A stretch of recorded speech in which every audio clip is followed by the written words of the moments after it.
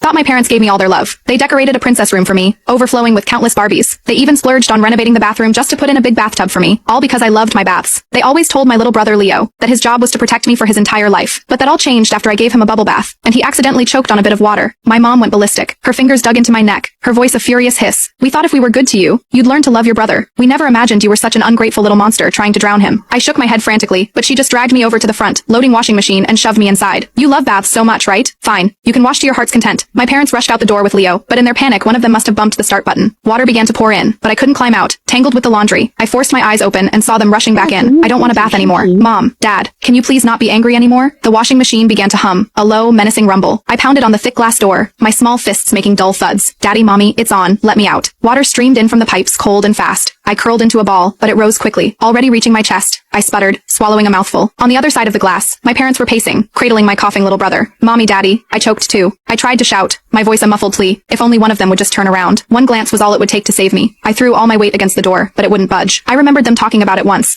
how they'd bought this specific model with a child lock, just in case I got big enough to be mischievous and climb inside. Once it was locked for good. The drum began to twitch, then slowly turn. The icy touch of the metal walls pressed against my skin. Suddenly the whole world jolted, and then began to spin. An irresistible force threw me up, slammed me down, and threw me up again. My body crashed against the hard drum with a sickening thud. I tried to scream for help, but the moment I opened my mouth, soapy, sweet-smelling water flooded my mouth and nose. Dad, Mom, dizziness washed over me, a crushing weight on my chest. I fought to keep my eyes open, desperate for one last look at them. I saw them, a blur of motion, hastily pulling on their jackets. I am so disappointed in Penny. My mom's voice cut through the roar. If she'd do this to her brother while we're right here, who knows what she does in private? She needs to learn a real lesson this time. What do we do, honey? Dad sounded panicked. Leo's been coughing forever. His face is turning red. The hospital, we're going to the hospital now. The machine's first spin cycle paused. The suffocating water slowly drained away, but my relief was short, lived as a new gush began to pour in. Terrified, I used every last bit of my strength to bang on the glass. Daddy, Mommy, please save me. Penny can't hold on. My mom, who was putting on her shoes, froze. She walked towards me. Mommy, help me, I whimpered, a flicker of hope igniting in my chest. I knew it. She was just trying to scare me. I'd never ever hurt Leo again, not even by accident. She reached out a hand, but not for the door handle. She stood a few feet away, her face a mask of disappointment as she pointed a finger at me. You still don't think you're wrong, do you? Trying to break the machine to show me you're angry. Penny, your brother is 2 years old. The first word he learned was sis, and this is how you treat him. You can stay in there and think about what you've done. We've spoiled you rotten, and that's how you became so entitled. I cried and shook my head, feeling the water rising up my back again. My head was still spinning from the first cycle. I weakly slapped the glass to get her attention, but it only fueled her rage. She kicked the machine, the metal frame vibrating from the impact. You dare talk back to me? No, no, Mommy. The water will fill the whole thing. I can't survive that. I started praying for the water to rise faster, so she'd see the danger and let me out. A soft beep echoed, and I braced myself, pushing against the walls with my arms and legs. Just hold on. As soon as she opens the door, I'll be safe. But then, the drum began to turn again, and my dad walked over, holding Leo. Honey, stop wasting time being angry with Penny. Click the link in my bio to get the full story for free.